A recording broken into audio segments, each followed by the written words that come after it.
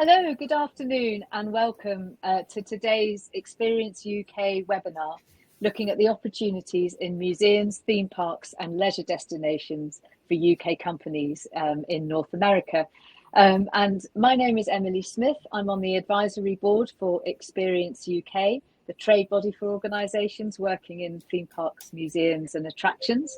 I'm joined today by a fantastic panel of experts from across our industry. So we're joined by Michael Shelton, Exec Director and Vice President of IAAPA North America, by Alexis Svenson, Senior Trade and Investment Officer in Creative Media and Sport for the Department for Business and Trade, by Daniel Payne, the Managing Principal for AEA Consulting, and Richard Hill, the Business Development Director of the Deluxe Group. So welcome, everybody. And today we're going to be taking a look at the kind of general landscape for the North American market across museums and theme parks, the support that's available from UK government, both in the UK and also within country.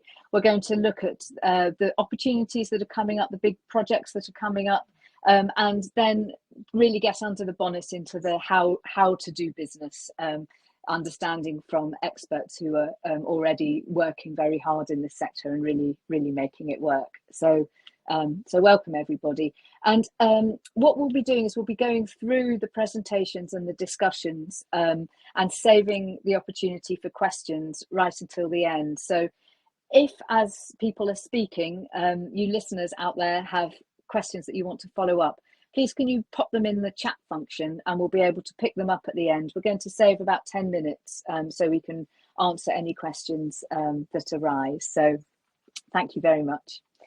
Right, so first of all, I'd like to introduce Alexis Svenson, the Senior Trade and Investment Officer for Department for Business and Trade, based in Chicago, who is going to give us a top-line overview of the sector and how DPD can support companies wanting to work in North America. So welcome, Alexis. Oh, brilliant. Thank you, Emily. Yes, as Emily mentioned, my name is Alexis Svenson, and I work under the UK umbrella for the Department of Business and Trade. Really what that means is that I'm in network, and my role serves for a few different capacities. On one hand, half of my role is for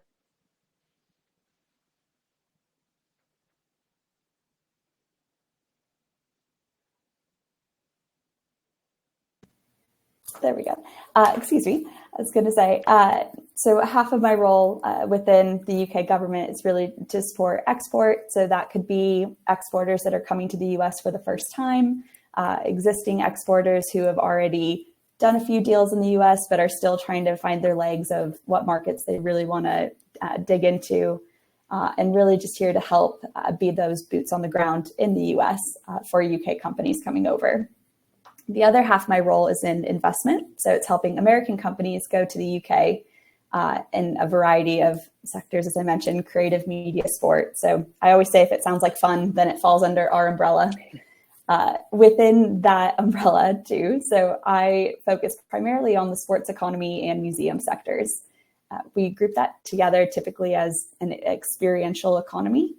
And so what that means is really, there's no set companies that I work with. It's an amalgamation of a little of this, a little of that. And yeah, so just kind of digging into the support that we offer on the US side, I have about 15 colleagues across the US that cover the different regions. So someone who covers in New York that covers the Northeast. We have someone who covers the Southeast. I cover the Midwest, which is all the middle bits. And then we have a few colleagues in LA and San Francisco that cover the West. So you have support here, no matter what market you're looking to go into. The US is a massive place, not just in terms of opportunity, but in land mass alone. So oftentimes when I work with companies coming over from the UK, in their mind, sometimes they'll say, well, I'm going to go to New York and then just hop down to Dallas for a day. It's like, well, that sounds great, but that's going to be, it's a few hours. So our support and kind of what we do in network is just to make sure that we're helping these companies set up to the best of their abilities and make sure they're starting off on the right foot. So there's a few different resources that I'll link into the webinar at the end. for first-time exporters or really just companies that are looking to get into the market or that are already here and again, just want to fine-tune your skills, we have a export academy. So through the UK government, it really will take you through a step-by-step guide on making sure you've got your T's crossed, your I's dotted, everything from funding, finance, legal, to just general inquiries to make sure that we're supporting to the best of our ability. We do have a network in the UK as well called International Trade Advisors. So once companies really start kind of getting business done and they're growing their business stateside or into other markets, that person serves on the UK side to really support that activity. And so they're the ones that in the same time zone, just down the street from you, and they're able to be the sounding board for export opportunities. In terms of everything else that we cover, our role is really just to be a support to companies. So whether that's connecting you with the right resources in terms of gaining that industry IQ, if it's finance, legal, we can always signpost and recommend different resources. But similarly, I know I've had a few conversations of companies wanting to come over, and it's just been a brainstorm of what conferences would be helpful. So I think our role in the US market is really to make sure that we're supporting companies with whatever they need, even if it's just establishing industry IQ for a new market like the US. I know I've gone through that a bit quickly, but I was going to say, feel free to ask me any questions. Like I mentioned, I'll put the links in at the very end, but here to support these companies and really excited that you all are looking into the US. So thanks, Emily. Thanks, Alexis. I wonder if I could just ask a quick couple of follow-up questions, and that's to get, as you're, I know from working with you in the past that you have a very good, deep network within the US, both within the museum and cultural field and within the attractions and entertainment sectors. And I'd just like to get your sense of what the scale of the opportunity might be for UK companies who haven't thought before of working in this market. Where are the key sweet spots between UK excellence in this area and US need? Absolutely. That's a brilliant question. As I mentioned, the US is a massive place and there's opportunities all the time. And I think what I see on the ground is just there's a lot of, people are excited to do new things and they're excited to adopt new companies into the mix, but they don't have that, specialty. They don't know what they don't know. And so when I've done introductions of UK companies to different projects, it's been, oh, wow, this is amazing. We didn't even know this existed. And so it's really looking into kind of fine tuning what markets exporters actually want to go into. Of course, LA and New York always, they're easier to, it's the name recognition, but, there's 50 states to look at. We look at, or as I mentioned, I focus a lot on the sports economy, and the US is, over the next 10 years, pretty set up. We've got the 2026 FIFA Men's World Cup. We have the T20 World Cup happening right now, 2 Rugby World Cups in 2031, 2033, and the LA Olympics in 2028. So there's just a massive influx of, these sporting events, which in turn are looking into how do you build legacy in these places? How are museums interacting with these, tons and tons of people that are coming for these marquee events? And so, there's a lot of opportunities, even just with new stadium builds. So the Chicago Bears, for example, are looking to move their stadium. And if they do that, it's looking to be about a $2 billion project. One of the collegiate universities in Illinois, for example, they're building a new stadium. That's about $200 million. So the projects are there and the opportunities are there. It's just really fine tuning, what the offer is. And especially from the UK company side, I'd recommend, once we get these meetings set up, to really think about your supply chain and how, what we often get asked from companies that are doing these RFPs. It's, well, how fast can you get it here? What happens if I have an issue at 4 p.m. on a Friday? Who can I call? So it's really just thinking through what that execution also looks like. And that's how we can support, as well as helping prepare for those meetings and just making sure that everything is, we're setting you up for success. So I know a bit of a ramble, Emily, but hopefully that answers the question. Yeah, that's absolutely fantastic, Alexis, and I know that it draws on some of the points that the rest of the speakers are going to make. So really appreciate that. Thank you for all your points. Right, I'd now like to introduce Michael Shelton, Executive Director and Vice President of IAAPA North America, who I know is going to take a very deep dive into the marketplace for theme parks and attractions across the US, and go into some detail about upcoming projects, themes, trends, and what to expect when working with the US market. So, Ian, if you could load up Michael's presentation, and welcome, Michael. Thank you, Emily. And it was great to hear from you, Alexis. I actually learned a few things today from you as well. So hello, everyone. It's great to meet everyone and great to be on here today. I want to take the next 10 minutes or so to just kind of give you a broad overview of what we're finding in the attractions industry through our research at IAAPA and just what we're seeing at parks in North America. But real quick, for those of you who are not familiar with IAAPA, we're the International Association of Amusement Parks and Attractions. We're in our 106th year as an organization. We're headquartered here in Orlando, Florida. That's where I am now. And but we do have offices globally. We have members in 108 countries. We have offices in Hong Kong, Shanghai, Dubai, Brussels, Belgium, Mexico City, and I am missing one. I knew I was going to do that, but anyways, we are the global association for the attractions industry, and most of you know us for our expos that we have in different regions of the world, but most notably the one we do here in Orlando. We're more than just the expos, though. We do connection events all over the world. We have a robust education program, and we do a lot through education in our parks. We have a news, and I'm going to, our IAAPA news, which I'm going to touch on in a little bit. There's a very valuable news benefit you get if you're a member of IAAPA. But we also advocate around the globe for members of IAAPA and our industry. That's very important. And of course, safety is the most paramount thing. And anytime there's incidents in our industry, we're advocating for our members and learning from those incidents. And we also have available to any of our members the ride safety reports that we do every year. And I think if you take a look at those, you would see how incredibly safe our industry is. Just a little bit about the U.S. market. Just to bring everybody up to speed, this is just a little bit of a timeline of kind of how things ramped back up after the pandemic. We struggled a little bit, not so much here in Florida, but in the greater U.S. Florida was a little more open than most areas, which was great because it is kind of the theme park capital of the United States.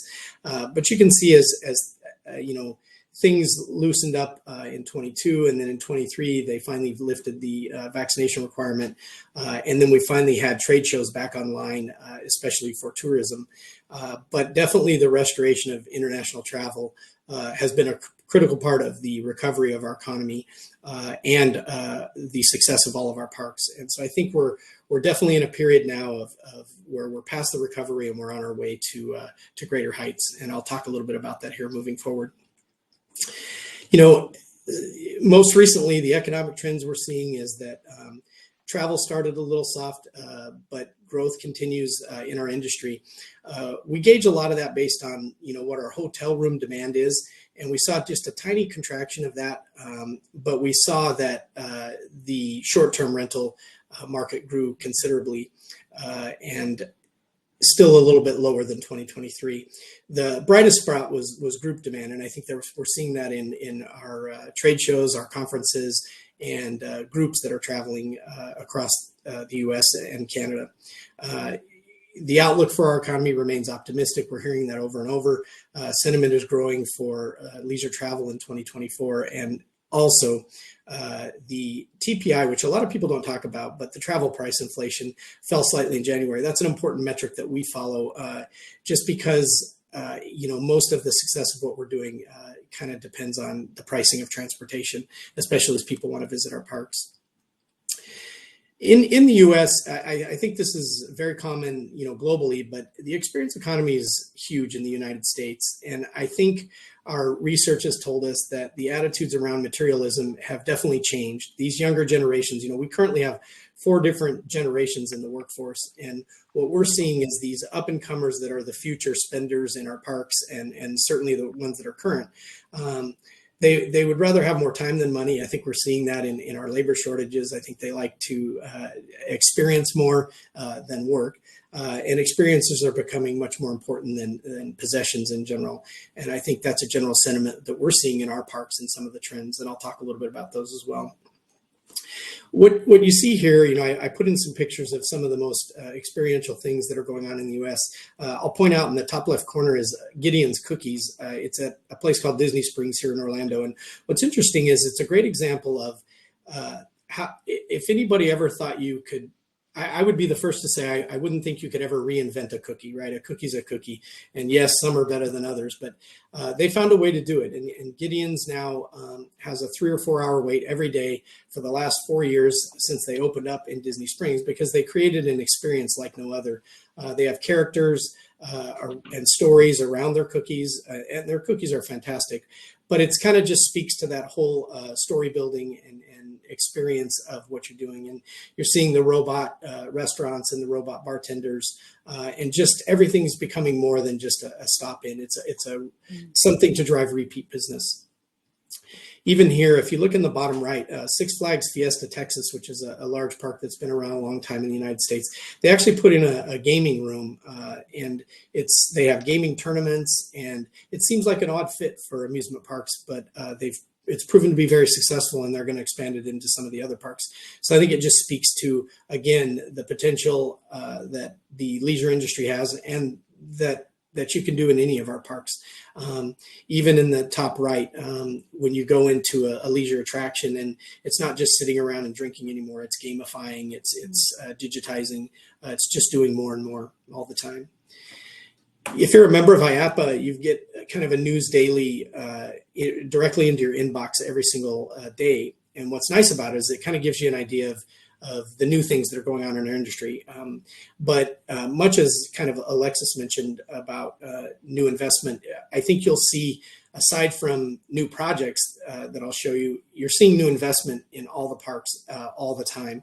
It's definitely a growing part of our business, and there is no shortage of opportunities for our parks to improve the experience for our guests, and just putting in the latest and greatest. Technology is constantly changing, and we're seeing that everywhere. I most recently visited the SpongeBob ride at Las Vegas at the Circus Casino, which you would think would be kind of a maybe not a traditional fit to have an amusement ride in a casino, but it's proven to be very successful, and it just really broadens the market for everyone, not just the people who are willing to gamble in that city. Obviously, the big news in the U.S. that I'm sure everyone's heard of is Epic Universe opening up in 2025. It's right across the street from me here. I've been watching the progress. It's an amazing park, and it's going to be an amazing project. But I think it also speaks to the great opportunities that are happening in the U.S. and the growth that's going on. To build a brand new theme park from scratch in a 4-year period is an amazing undertaking, and it's going to be beautiful and incredible. Other projects going on, we have the project in Oklahoma, the American Heartland project. We have the Mattel Adventure Park that's opening up in Phoenix. So I think besides seeing a lot of the upgrades that you're seeing in the parks, I think we're seeing large park projects coming online in most major cities across the U.S. And people are not afraid to take risks because they know that the leisure market is more popular than ever, and the experience economy is there. Universal's also adding, if you know Universal at all, they're well known for their haunted attraction during Halloween here in Orlando, but definitely they're expanding that to a permanent attraction in Las Vegas as well. This is kind of an important, when we do our research, this is an important statistic that came up, and this is people's intent to visit again in the same year. And I think what was important is you can see the top performers there led by theme parks. And I think it shows that people want to go to the parks, but then they want to go again once they've been there, because I think the parks and the attractions and the museums, everybody's doing a better job of making the experience better and better, whether it's, whether it's food and beverage or, added value in the hotel, whether it's, a water ride or a wave pool or something like that. They're coming out with exclusive merchandise that you can only get at certain parks or certain venues. So I think you can kind of see where people's spending priorities are going, but it ties directly into what's going on in the parks and the attractions that we serve. Factors likely to motivate an attractions visit. I don't think the first one probably comes as a big surprise to anybody enjoying a relaxing environment. But as you kind of work your way down the list, I think there are some interesting things. Trying something new kind of caught my eye.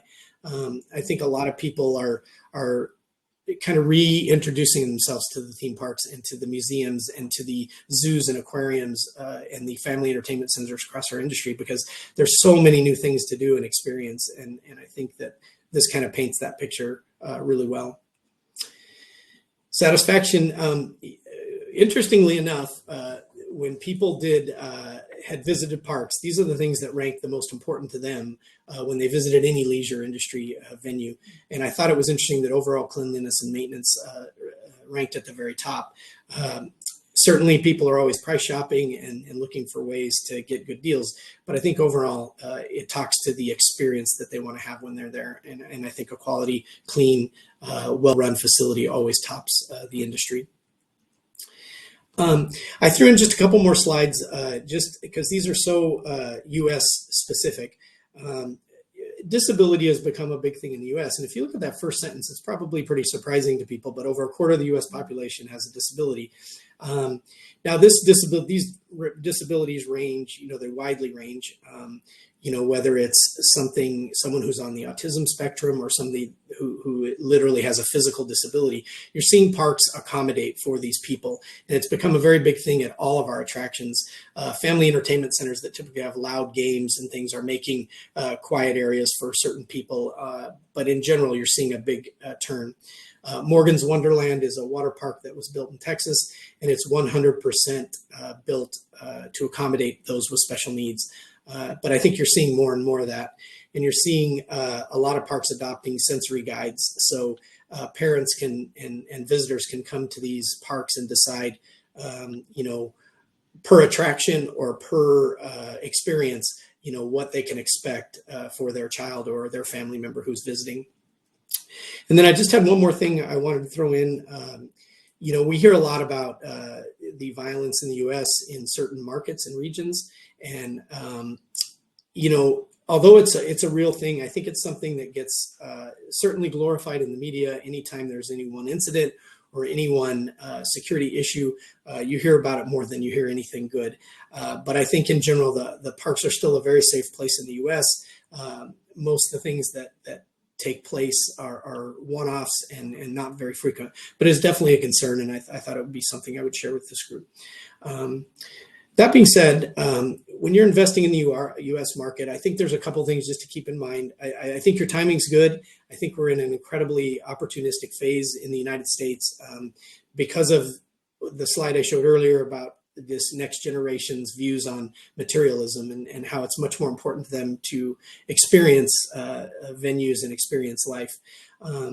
I would tell you, for those of you who have not traveled to the U.S., we are a country of a lot of different cultures, and we're seeing that more than ever today.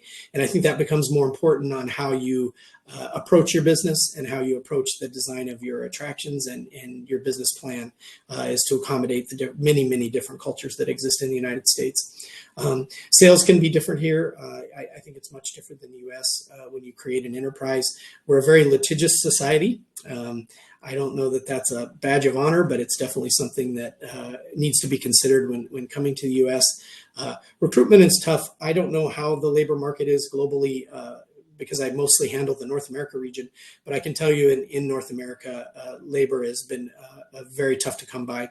I didn't share a lot of details in my earlier part of my presentation about visas and work visas, but we're working hard as an association to loosen restrictions on work visas for international travelers.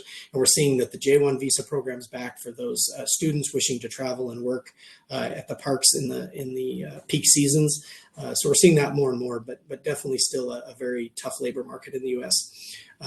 Networking in the U.S. is probably more important than it is anywhere else that I've found.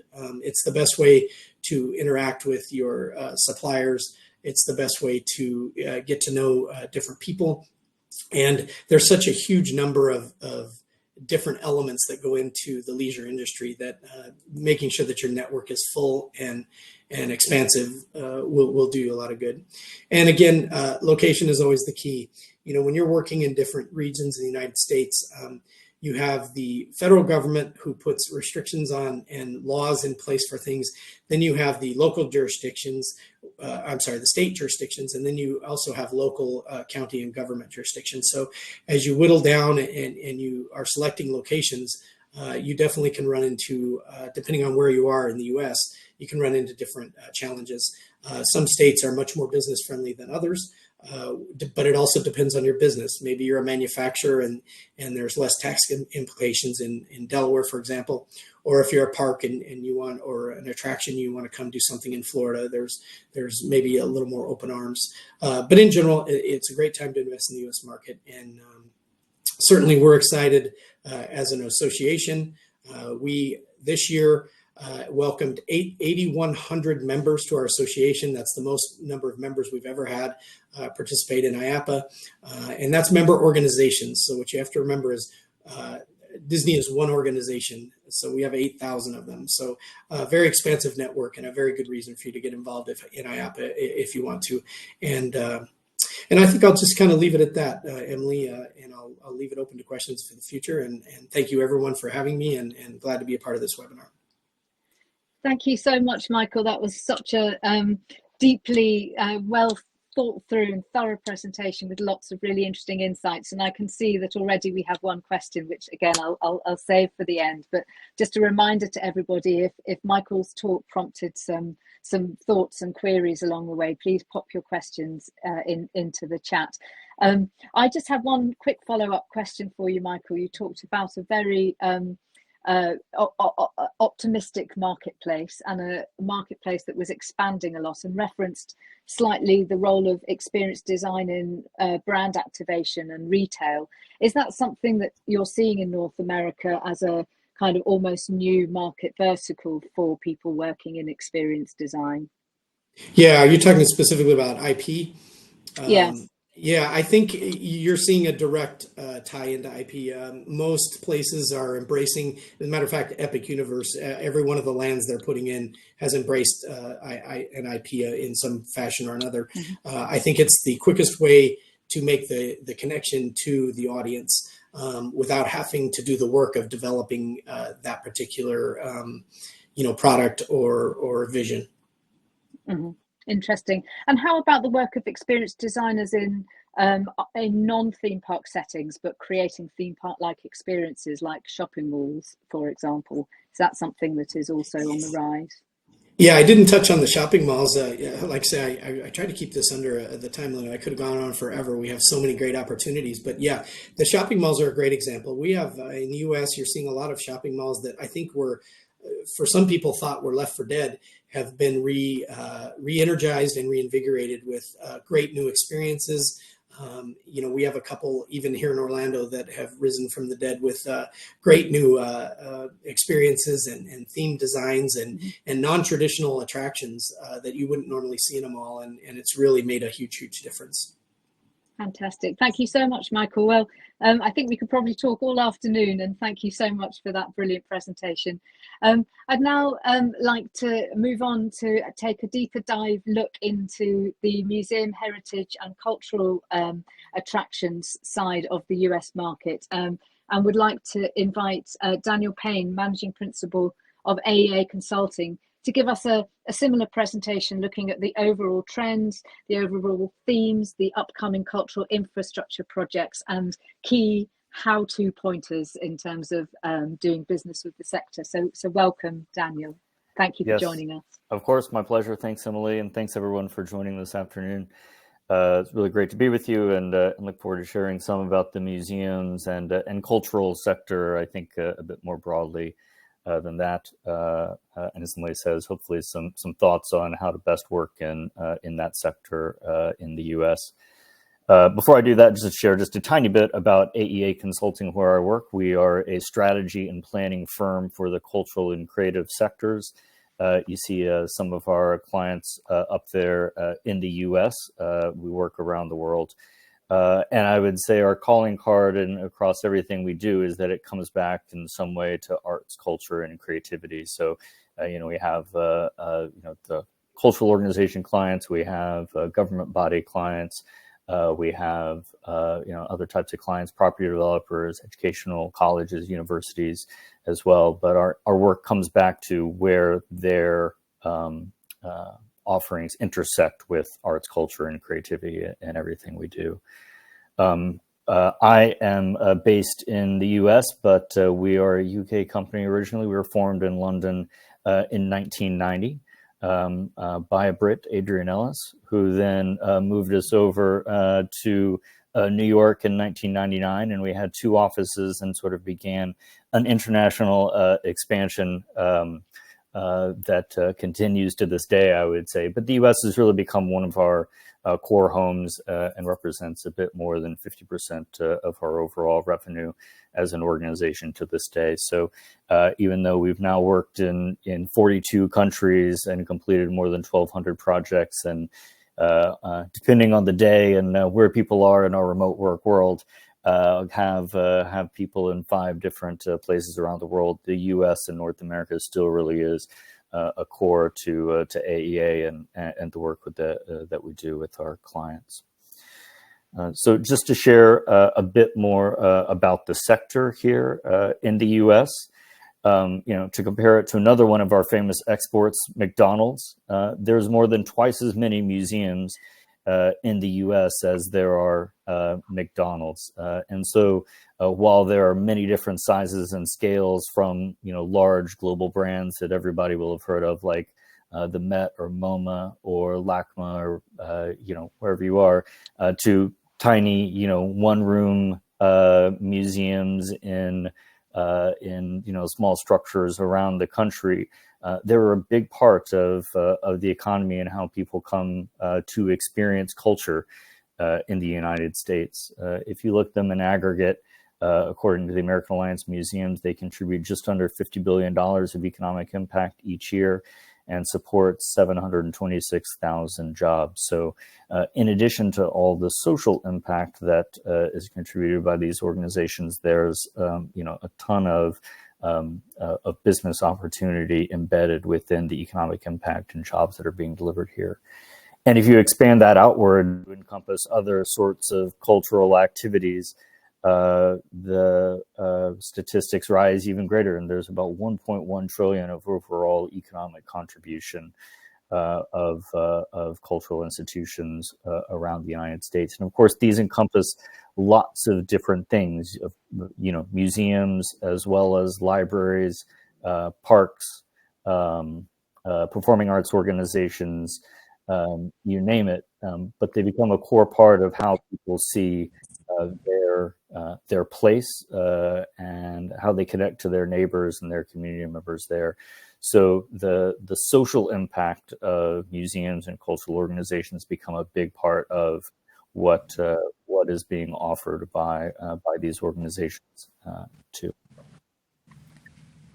We're seeing continued investment, not just in the organizations themselves, but in the building projects around these organizations. We put together each year an overview of global cultural building projects. We call it the Cultural Infrastructure Index, and a small plug that there'll be a 2023 data released in a couple of weeks' time, which getting a preview of here. But looking at just the North American market within that, 75 capital projects were completed in 2023, and 101 projects were announced to carry forward over the coming years. So it's something that has been strong over the years and continues to even strengthen post-COVID, and people see greater opportunities for connection to one another as being incredibly important as we move forward. From a budget perspective, there were just under $4 billion of completed projects last year, and the announced projects were about $3.3 million looking ahead, and those numbers always rise once you bake in escalation. So there's a lot of opportunity just embedded within the building projects. And there's a lot of opportunity helping think about what these organizations are going to be moving forward. Yes, there's lots of sort of traditional museums and performing arts centers, but there are new typologies emerging, both from an organizational perspective as well as from a building type perspective, and how we all collectively can help organizations think these things through and then build them to get the doors open and then think about long-term success is incredibly valuable. Here's just a few examples from Next Haven, which is sort of a gallery, but also has a lot of services for artist support. In New Haven, to Powerhouse Arts, which is really centered on delivering new learning and new artist communities. In Brooklyn, to the Performing Arts Center in Lower Manhattan at the side of the World Trade Center, which has new typologies around how performing arts can be experienced in new flexible spaces that can be recombined in different ways. There's lots of different new and interesting models that are emerging, and I think it takes good, intelligent thought from around the world to contribute to how some of these buildings and how the organizations that are going to inhabit these buildings need to continue to evolve looking forward. So that's a bit about the sector, and then a few thoughts about working in the U.S. cultural sector as well. So I think you're going to hear some echoes of what Alexis and Michael said in their comments. One, it's a big place. You think about it as one market in some ways, but there's 50 states here. In comparison to the 44 countries across Europe, or at least that's what the UN says the number of countries across Europe are, and there's different perspectives about how people work in New York City on the East Coast versus Los Angeles on the West Coast versus Dallas or Chicago in the middle of the country. And it's important to think about those things as you're approaching each potential client that you might have in these places. This is from a book called American Nations that a sociologist and historian named Colin Woodard put together a few years ago, looking at the different embedded cultures across the United States. And he says there's not just one nation, but there's actually 11 nations around the United States. And we can all quibble about, where the boundaries are of these different places. And of course, there's lots of overlap. But, thinking about the background and perspectives and how people interact from a business sense in different places is important, I think, to success in the U.S. market. It's really, I think, valuable to think through who you might be able to partner with in local areas, and what resources you can tap into that gives a sense that this place and that you can communicate about this place to the people who live there and see it as their home. And while from a broad New York versus Philadelphia versus Atlanta versus Dallas may sound like, oh yeah, that's over there in the US, each one of those places has very distinct qualities to them. So then the second thought is to be direct about how you can help people. I think, it's a pretty business-oriented culture here, particularly when you get into, boardrooms and conversations about how you're going to make things happen. And, people don't want to, hem and haw about, this, that, or the other. Like, let's get into it and figure out how we can work together. And so then thinking about what are the things that that you can bring to the table that are going to help people thrive and succeed is really important. And so a few issues that I think people are thinking about in the sector right now that are important, and maybe some of you might have perspectives on that you could help guide people through. One, equity and inclusion, which I think is talked about also in the UK. And internationally, but I think has a different characteristic here in the US about what's important. Michael mentioned accessibility being an important part of this in theme parks. Certainly racial equity has been a big conversation point for a long time, but particularly in the last 4 or 5 years. Sustainability is important. digital technologies in museums might have historically been lagging a bit on this front, but with new immersive exhibition spaces coming online, this is a topic that's at the forefront of people's minds, and how they can relate to audiences that are now expecting these things, not seeing them as nice add-ons, but as a core of how they experience their day-to-day. Questions about restitution, which have again different valence in the U.S. than they do maybe in the U.K., but still very important. Thinking about new program lines that might be developed, and then finally philanthropy. Most cultural organizations in the U.S. are not-for-profits, which means that they're driven by where the money is coming from, which is being donated to them largely by individual philanthropists, and how you can connect in to those people and guide philanthropy for these organizations is incredibly important ultimately to making a lot of these projects happen. So that leads then to the last point I want to make, which is just about building relationships and thinking about the networks you can tap into to create those relationships.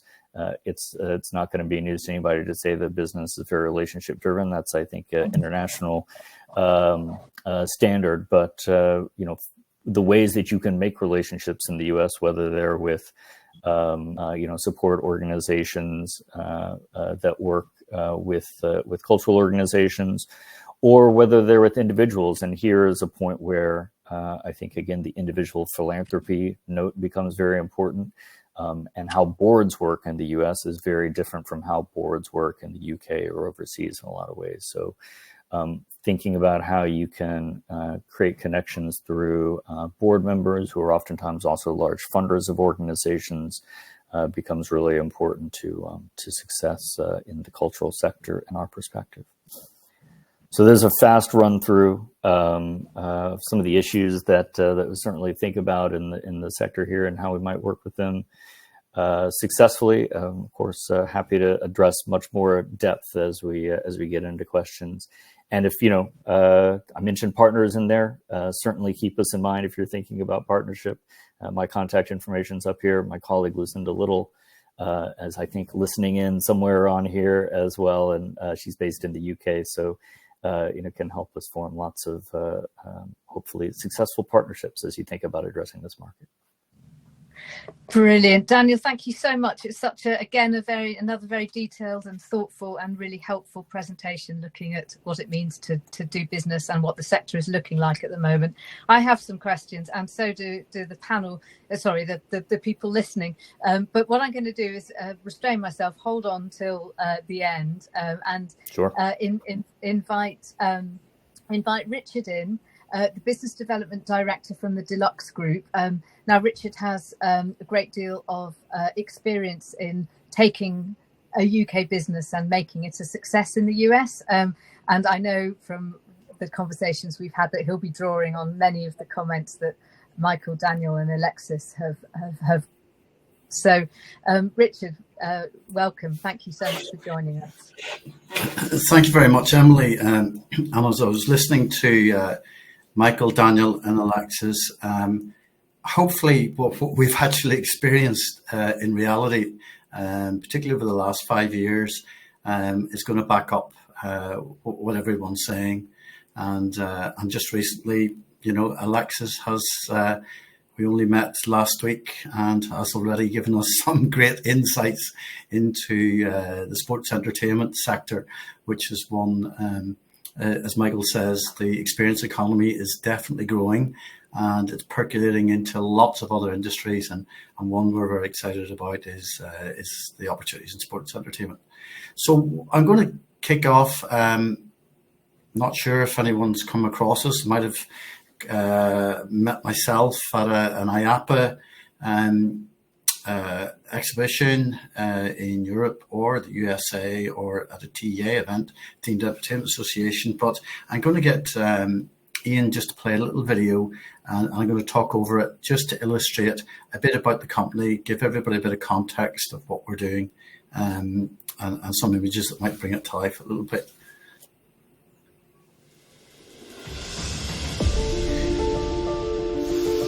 So, yes, a UK company, but we're based in Northern Ireland. actually been working in themed early 1990s, and had an experience kicking off Disney in Paris in the early 1990s. Yes, we're known for building sets and interiors of themed attractions. What you see here is actually prefabricated. Examples of work.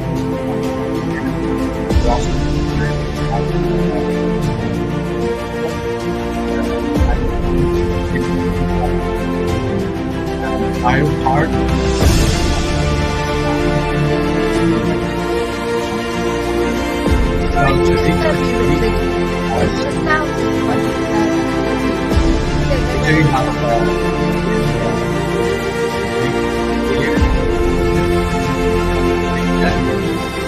Very recent Killing Kong.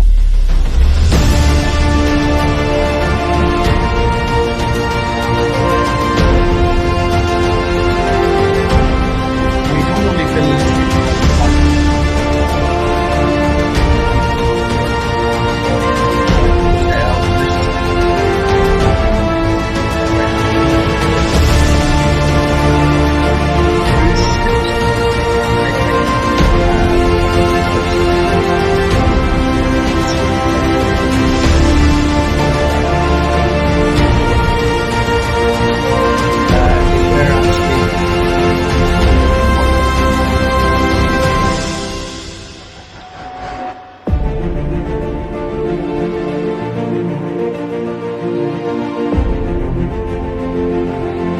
heritage and culture. Only walk the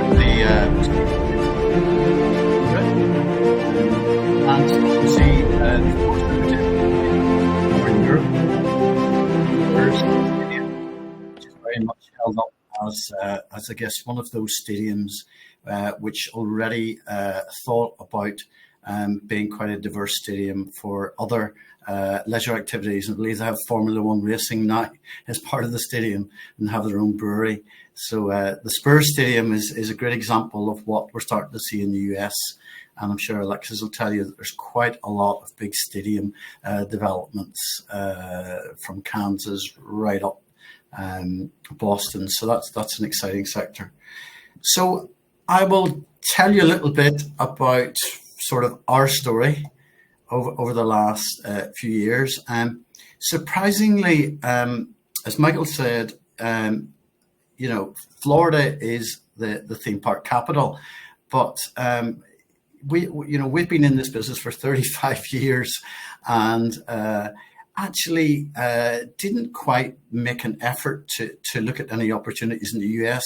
We actually thought it being such a mature market that there would be lots of contractors there who had great relationships and there maybe wasn't a space for ourselves. But that has proven not to be the case. So I would agree with Michael that probably the timing is great. What we are finding is that our focus has been on, I guess, the larger theme park investments. And it looks like that investment that we have been benefiting from picking up projects in the last 5 years, that looks like it's actually going to even ramp up and increase. And we're fortunate that, something like Epic Universe has been fantastic, but I think that's even a catalyst for further investment. And we hear, incredible numbers into the billions being invested into Orlando alone. So that's a very much a focus for ourselves. And the thing, I would say about that particular sector is that it was perfect time for us as a company as well. So also think at what stage you're at as a company. It turns out we're quite ready to take up the opportunity because the scale of the projects in the US was much, much bigger than what actually we ever could find in Europe. Certainly we could never find anything in our home market, the UK, that of the scale that we're picking up in the US. That has meant that you do need to be well resourced. So this is, quite a long-term plan for us. And one of the things, I think Michael had it on his slide, was, the labour market and recruitment. We originally thought our strategy might be to partner with US companies. We do a lot of it, fabrication off-site and installation, but we actually had to change that plan very quickly, and we have opened a subsidiary in Orlando. And I can tell you a bit about that. We found it quite difficult. There was quite a lot of red tape in the US. There's quite a bit of administration. We had a previous experience of working in the Middle East and found UAE very, very fast place to set up business. But as both Michael and Daniel have said, there are a lot of regulations, and some of them actually realize our state, and some of them are local counties. So there is a steep learning curve, and I would advise that you work with someone on the ground, particularly for the legal and banking services, and that does help fast track it. The very particular things, but we found it finding premises wasn't easy initially. We found that leases were actually for 5 years, and we were just wanting to dip our toe in the market and maybe take something out for a couple of years. But we did find that it's worth investigating in the US. We were quite fortunate in Orlando because on a local level, the US is very open to business investment. And we were able to work with the Orlando Economic Partnership. And this is a local organization who were able to find us local contacts for banking, helped us. Once I would come across, they would have 2 days of meetings set up. They would accompany me to go and look at premises. So there is a support on the ground that often you don't realize that that's there. And what's great is, the Department of Business and Trade, Alexis' team can point you in the direction of these resources that are, go state by state and county by county. Very important point mentioned by both Michael and Daniel is the business culture and networking. And one of the things I really benefited from, particularly in Orlando, has been joining very specific trade associations. A lot of our work beyond the theme parks is in luxury resorts, hotels, and I came across ABC, that's the Association of Builders and Contractors, and actually found quite a few members of IAAPA were members of ABC.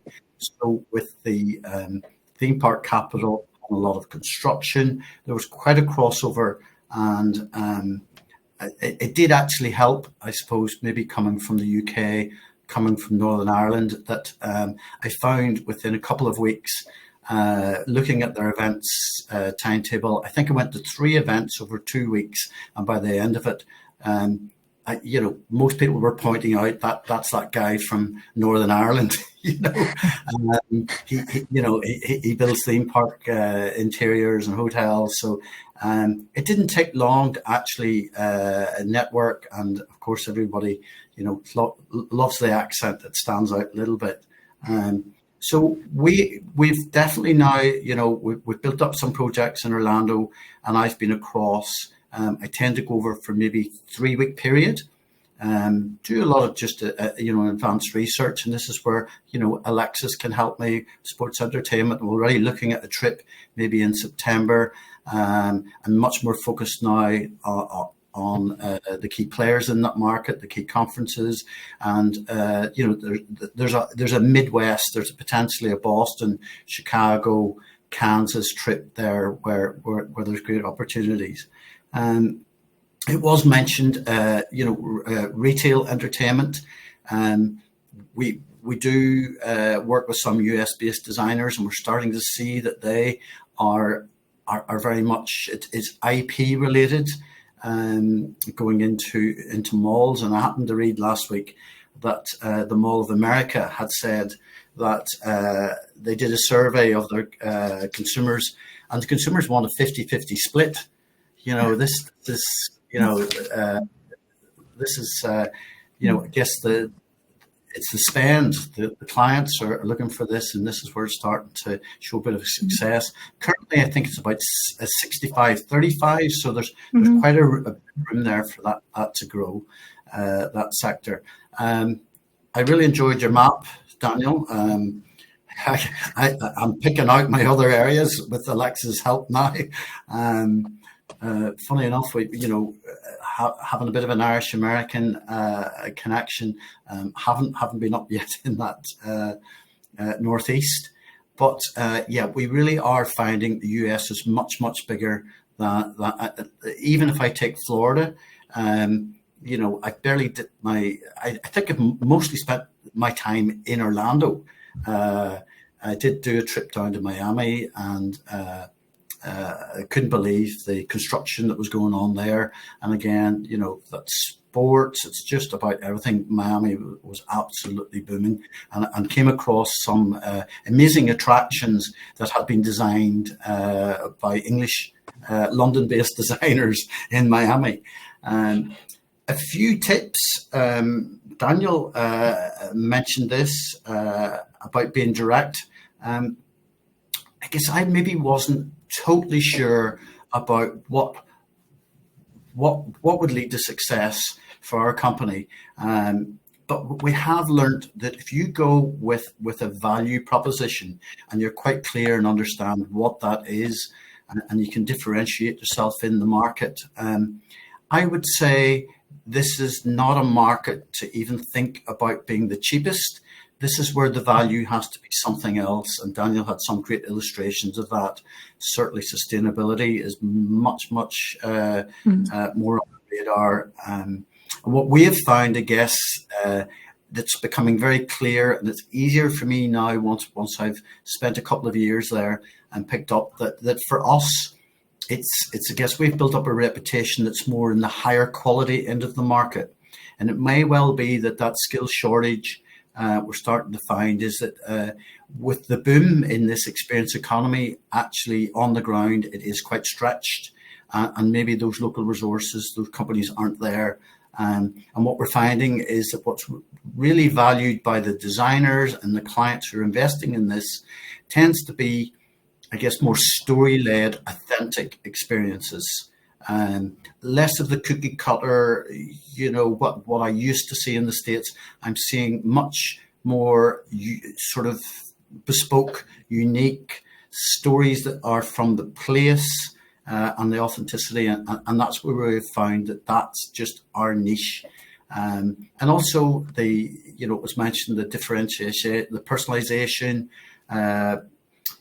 and I think it's going towards the premium end as well. Even Orlando, I'm noticing, talking to some of the owners there. Once you go down International Drive, you're out of the theme parks. It's going to be a bit more premium. Even the hotel owners. The other thing I would say is you've got to be innovative. I think it was mentioned, I think Daniel had it on the slide about digital technology. We've actually discovered that maybe in the US, some of the manufacturing companies are a bit more conservative. And maybe in Europe, we have been using digital technology as a thread from design and fabrication, using BIM and modeling and pre-visualizations. So scanning, lots of the things that we've been doing, I'm discovering maybe haven't been picked up. So be innovative. Technology is great. The thing I would say too is you've got to dedicate your resources. There's great opportunities in this market. But you've got to put in the time and effort. Collaboration is definitely a point, and I would say the best way to do that is be a member of IAAPA, Experience UK, and the other organisation I've been part of for many years is the Themed Entertainment Association, and even in Orlando we are sponsoring their monthly events and the networking there and building up over a couple of years now a brand awareness of our company. We exhibited for the first time last year at IAAPA, so I would say that is a fantastic place to start, and DBT is a great way to do it. So I highly recommend that anyone thinking of doing a good foothold into the market is join the DBT.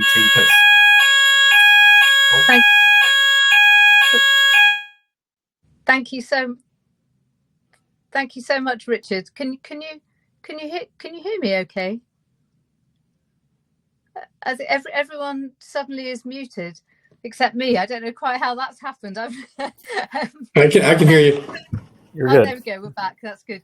Thank you so much, Richard. What a fantastic depth insight into actually on the ground what it feels like, and some really great insight for our members into organizations to join and routes to find new business. So thank you so much, and thank you to all of our amazing panelists. We've got just a minute left, so I wanted to pick up a couple of questions that have come in. So the first, during Michael's talk, and that was you shared lots of examples about the large operations, but the person writing the question is interested in any insight that you might have on the smaller family-run attraction side. Okay, in the effort of time, I'll make it quick. I typically stay to the big stuff because I think it's the stuff most people can relate to. But I think the core business attributes apply to any size venue. I think you need to be creative in the food and beverage that you do, in the experience from the minute they engage you on your website to when they actually make it to your facility. And you can do it in small ways, but you need to do it no matter what the size of your facility is. And I know there's been a couple of IAAPA plugs, but I would say if you can make the investment to make it to one of our expos, either in Europe, Asia, or Orlando, it is the best way to get a very big picture and make contacts that will help you be successful. Thank you, Michael. That's really helpful. And Daniel, I see you've gone online to answer the question that was directed at you, but if you're happy to share that in person as well. So Sure. That was a question around building relationships and how important is it for UK companies to have a representation in the US? Yeah, and I think it probably depends on the type of project you're going after. And the U.S. is definitely getting used to remote and hybrid work post COVID.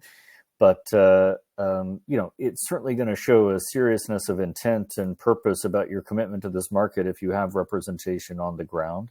Do you need a full-time person before you win your first contract? Maybe not. But I think showing a plan for how you're going to connect to people and how you're going to really commit the resources that are going to make it a success is really valuable in winning the business. Thank you. And I had a question related actually to the large and small operators, and that's in the museum world. The scale of the sector is massive. What's the balance between private and public museums? Here in the UK, a lot of public museum work is governed by public procurement, which has its own issues around it. I just wondered, is that set the or does the larger market give more flexibility? Yeah, I would say most museums in the U.S. are private 501c3s. That's not a hard and fast rule. There are some publicly run institutions. There's lots of hybrids as well. If you think about the Smithsonian, the government contributes a lot of budget to the Smithsonian, but it's also run as a private 501c3 that you can donate money to. But there is a lot of flexibility in procurement, and different things come in different ways depending on the organization. So it's definitely worth investigating what the setup is for each potential client. Thank you very much. And finally, Richard, what would be your one piece of advice for a company dipping their toe into the water of this market for the first time? Well, as I said, a good entry point is to go along to one of the IAAPA. November is the prime, but it is all about building relationships. So you need to go back and spend the time and invest. It's not a matter of 3 days at a trade show. There is a bit of water between us. And you need to be on the ground and build a network and collaborate. This is a very collaborative industry. So I would advise just to put in the effort and work, and you'll get the results. Thank you so much, Richard. Thank you, much appreciated. So thank you everybody for joining today. Thank you, Michael Shelton, Exec Director and Vice President from IAAPA. Thank you to Alexis Svenson, Senior Trade and Investment Officer from DBT. Thank you to Daniel Payne, Managing Principal from AEA Consulting. And thank you to Richard Hill, Business Development Director from the Deluxe Group. Thanks you all for joining us behind the camera, and see you at the next Experience UK webinar. Goodbye. Thank you. Cheerio. Thanks, everyone. Thanks, Emily. Bye. Take care. Bye.